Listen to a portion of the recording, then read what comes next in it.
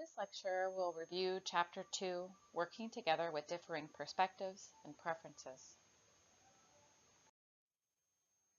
As you are listening to the lecture and reading Chapter 2, you will find that there are 6 primary learning objectives. First, we'll differentiate between professional perspectives and personal preferences that can impact how coeducators collaborate, consult, and co-teach. Next, we'll examine the effects that professional perspectives have on collaborative consultation and teamwork. Then we'll look at how personal preferences can affect abilities and inclinations of coeducators. Briefly, you will be asked to analyze your own professional perspectives and personal preferences in order to facilitate collegiality and teamwork. We'll also look at ways that school coeducators and home coeducators can respect differences. And finally, we'll see how utilizing adult differences has the potential to facilitate collaboration. People process information differently and may even see the same situation in a different light than their colleagues do. It would be unrealistic to expect that the viewpoints of colleagues will match our own, though that would make things much more pleasant and comfortable. How is working with a group of professionals like a patchwork quilt? Every individual in the school contributes special qualities that enrich the whole. We all have our own personality and perspectives or philosophies of how things should operate. My perspective or philosophy about students with behavior problems helped me choose to work with this group of students in my profession. This perspective could easily change over time and with experience working with different colleagues, different students, and in different schools. A preference is a choice and is based on personality or persona. Naturally, humans can be expected to have different preferences. In education or any work environment for that matter, people can expect that they will need to set aside their own perspectives and preferences at times to meet the needs of the team and its ultimate goal. Perspectives can be framed within the following factors: tradition, time, territory or turf, taxonomies, talents, and trust. Some differences are less significant and are easily ignored. However, others can halt collegiality and collaboration. In this book, we'll take a look at how to handle situations when this occurs. As we do with our families and friends, we may need to set aside our own perspectives and preferences at times to meet the needs of everyone involved. Oftentimes, school environments include conventions or customs or ways of handling business based on habit or convenience. Educators who question how work is carried out may be met with the response, "Well, we've always done it this way," even when it no longer serves the needs of educators or learners. A few examples of traditions that no longer serve students in inclusive environments are treating special education as a place. For example, he needs to learn how to behave in the special ed classroom before he can return to my class. Or referring to students by their learning problems. Your kids, those kids, the special ed kids, the autistic kids. Next, viewing families as the problem and not including the family in the plan or solution. The more families are included in problem solving, the better the outcome is in most cases. The language used when speaking to parents often conveys how they are viewed. A collaborative tone and mindful selection of language early on will serve educators well when solving problems in schools and with families. As a teacher, it often feels as if there is never enough time. In fact, when considering all that goes into educating students, this notion is probably correct. There simply isn't enough time to do it all. Time is a factor that cannot be changed. It is an unredeemable resource. How we use time is under our control. We can choose how we spend our limited time. We will discuss this crucial aspect of collaborating in a later chapter. If you've never been in a school building, you may find it hard to imagine that turf issues do arise and that they occur with the adults. 1. Educators cannot be coerced into being collegial and working together simply by telling them to do so. This is because teachers are quite accustomed to working independently and making virtually all day-to-day decisions in their classroom. 2. If co-teaching and collaboration are to be successful, teachers need to be involved in all decision-making processes. 3. Astute building administrators will recognize that the issue of territory can and does threaten successful interactions, and they will watch for signs of discord and intervene as necessary.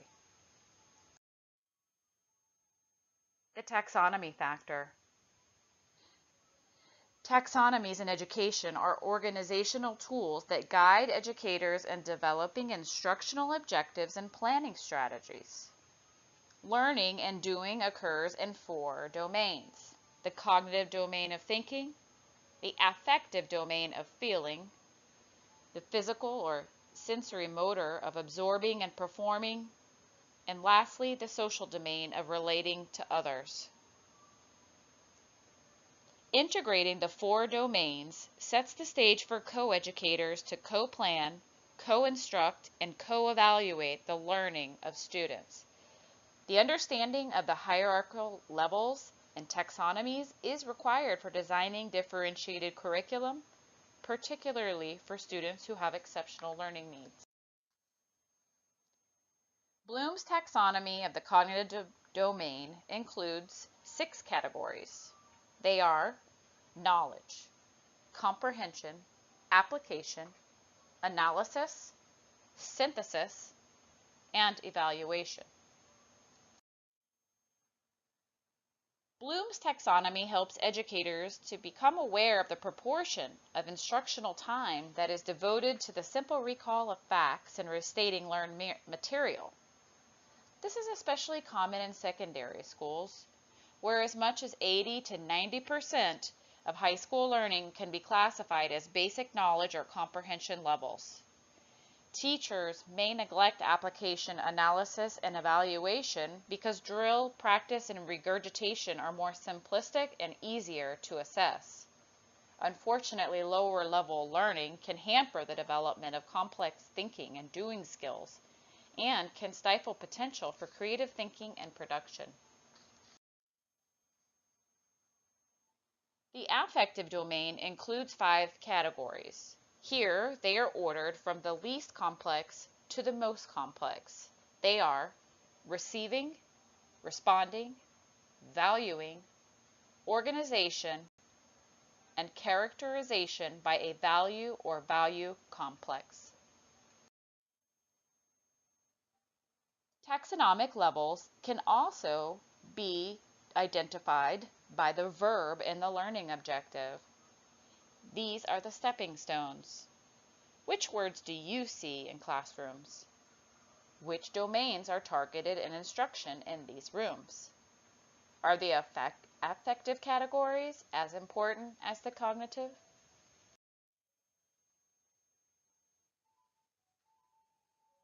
Motor skills are needed for numerous activities involved in school environment, which may include athletics, art, industry, technology, recess, and many, many more. Therefore, psychomotor taxonomies have become necessary. Not all emphasize the senses as an integral component of motor skills. Senses are particularly important for teachers to consider when working with students who have hearing, seeing, smelling, tasting, speaking, feeling, moving, balancing, may have elevated sensitivities in movements, or who struggle with sensory motor-based activities. Some students may be unable to sit still, which is another skill that falls within this domain. Sitting still for long periods of time has become a requisite for learning in many classrooms, though many children are simply not able to do so. Detmer developed a structure that moves beyond the psychomotor realm and includes sensory motor functions that are organized in the following way: observe, react, act, adapt, authenticate, harmonize, improvise, and innovate. Learners with exceptionalities may struggle with one or more of these skills and abilities. Related services such as occupational therapy, physical therapy, and adaptive physical education are resources that can assist students in learning these skills or in modifying the environmental tasks so that students can participate in activities to the fullest.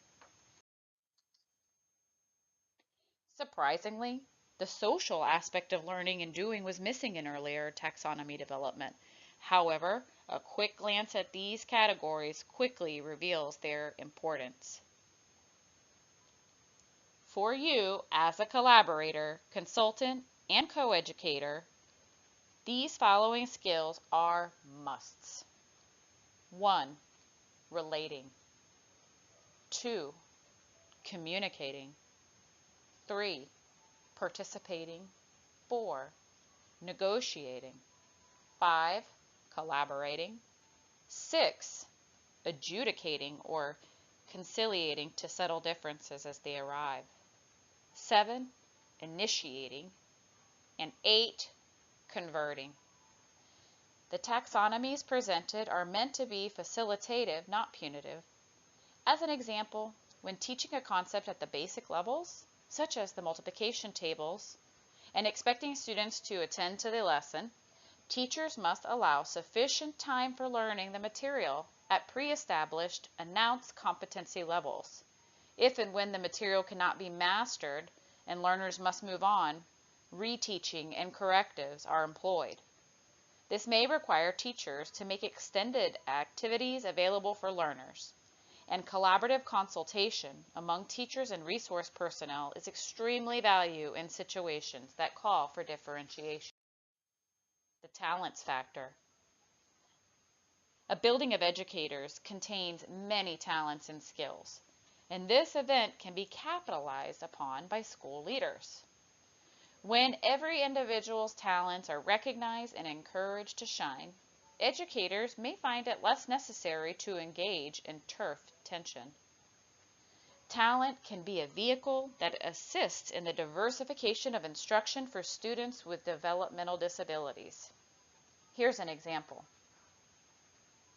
One classroom for teenage students who had developmental delays discovered they had a special talent for cooking. They began to make healthy snacks and treats first for themselves and then for others in the school building. Leftover money after buying the necessary ingredients was used to expand their operation to other centers. After several months of trial and error, the students developed a catering service that reached numerous community members, including district and building administrators. The trust factor. Educators are entrusted with the public's most precious commodity of all, children. As such, educators are expected to function in a trustworthy fashion at all times to prepare their students for the future. Trust emanates from the collaborative ethic that must be present with every interaction in and for schools, whether between classroom teacher and student, administrator and parent, or paraeducator and special education teacher. School leaders must intentionally develop a collaborative ethic if they wish to see their staff exhibit these qualities. Building trust in young students requires careful instruction and modeling by caring educators. The example of the successful catering services built and operated by teenage students with developmental delays was a case of talent and expertise built on trust. Trust is demonstrated when teachers observe others in school settings and co-teach in shared classrooms. This is solidified by courteous exits and respectful post-observation discussions. As is recommended with parents, visiting and observing teachers will want to begin and end with the positive things that they saw and say about their visits. Take just a few moments to reflect on identifying the areas of difference you see or might see in the school setting. What factors could partition educator characteristics into categories? Begin with those most obvious: age, generation, years of teaching experience, curriculum areas, grade levels, or geographic location of the school. Think about what effects these differences could have on teaching and classroom management. When looking at differences in general education and special education, it's important to remember that in our inclusive era of education today, the days of us versus them, when referring to general ed and special ed, are long gone. As general education teachers assume more responsibility for instructing students with disabilities, collaboration is being more widely recognized, promoted, and accepted as a central component of inclusive schools. However, teachers whose perspectives differ most significantly are least likely to collaborate. Walsh encourages that one major decision be made by both the general and special education teachers before the hustle and bustle of school life begins in the fall. And that is this: what is and is not absolutely necessary for all students to learn in order to meet content standards.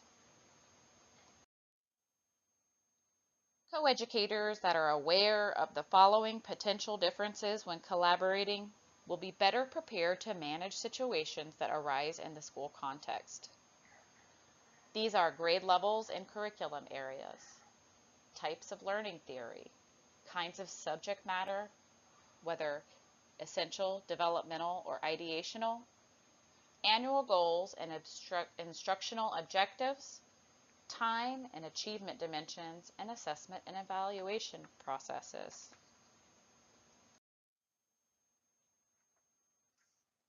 Educators do not need to think alike, they just need to think together.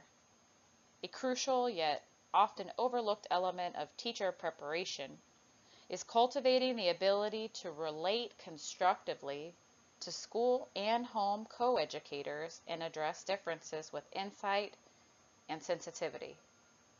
The following quote is instructive. Understanding the orientations of others toward the world and their work, and valuing preferences and perspectives of others are key factors in having successful collegial relationships. Educators who make conscientious efforts to respect the individualism and independence of their students must also respect and value these rights for their colleagues and other co-educators, including students' parents as home educators. Assessment of individual differences in personality can be fun and done with one or more instruments. Such assessments are used in a variety of contexts to increase awareness and understanding of human preferences that influence behavior. The collective sum of individual preferences is a prime example of the patchwork quilt of human interactions that can be constructive in facilitating collaboration. To achieve an effective quilt often requires that individuals take the time to examine differences in personality so that each can use strengths to benefit the whole.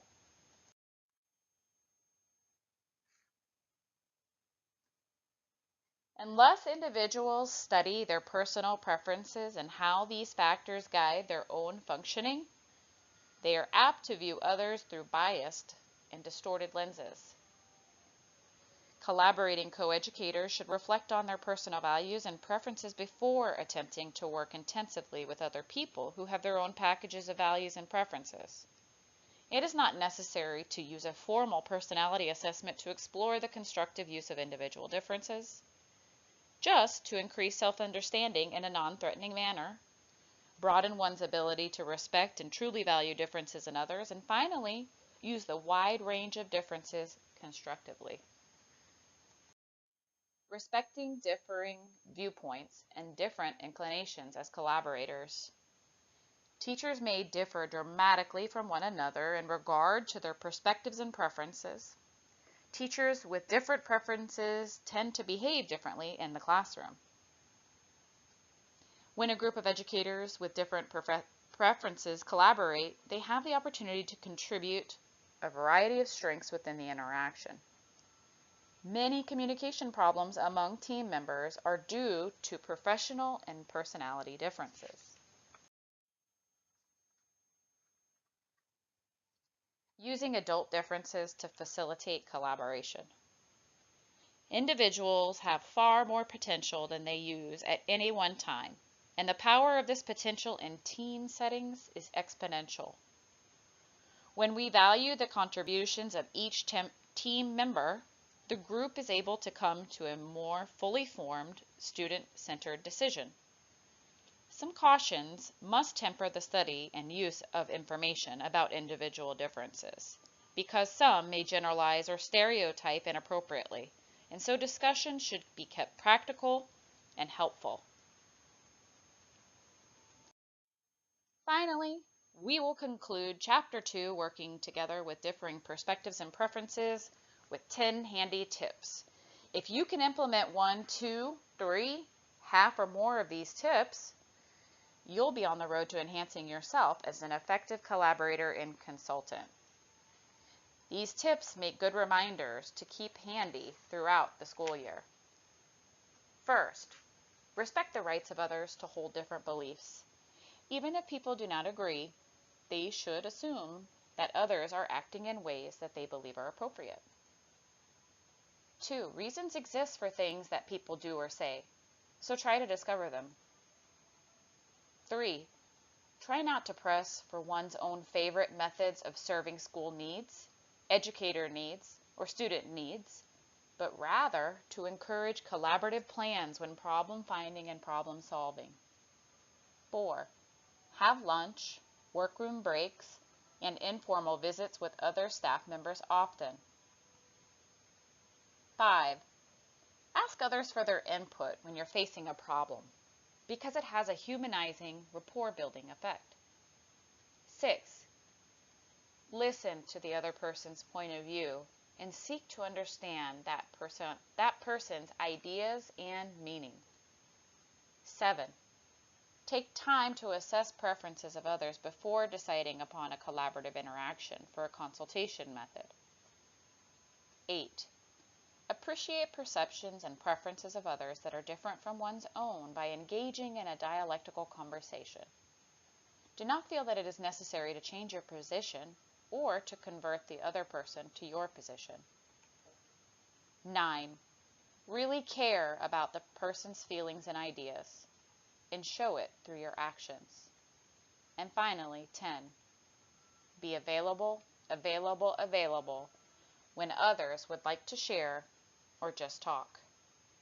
This concludes the lecture for Chapter 2, Working Together with Differing Perspectives and Preferences.